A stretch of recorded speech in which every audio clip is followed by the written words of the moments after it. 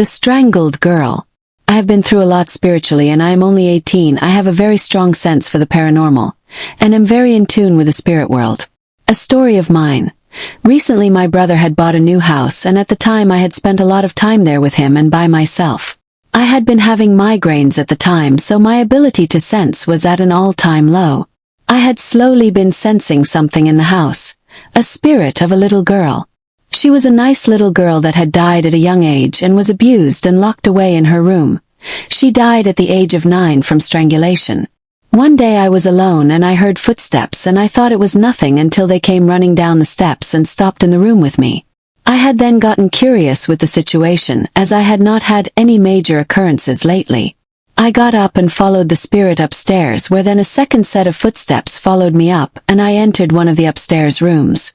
I looked around, then opened the closet and the door to the room slammed and what sounded like a chain lock seemed to have locked by itself.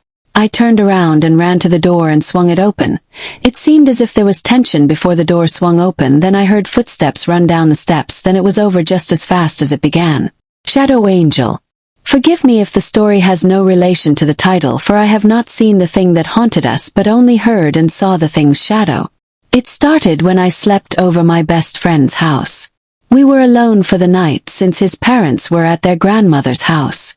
My best friend Jean was a light sleeper and a mere noise could wake him easily. I was afraid he wasn't going to get a night's sleep, so I slept with him in his room.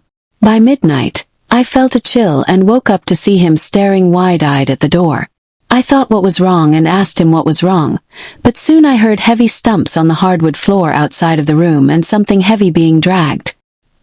He was pale and almost looked like he was about to faint. The thing outside proceeded walking. It would walk until the end of the hall and then walk back. After maybe half an hour, the figure stopped in front of Jin's bedroom door and began to forcefully open the door by pounding on it. It stopped after a few minutes, but the march still proceeded. Frightened, Jin's only choice was to call his brothers to pick him up. When they picked up, the march stopped. The next day, we asked his brothers if they had experienced it as well, and all have answered, no. But Jin's grandmother asked us questions. What, it marching or walking lamely? And we answered it was walking lamely.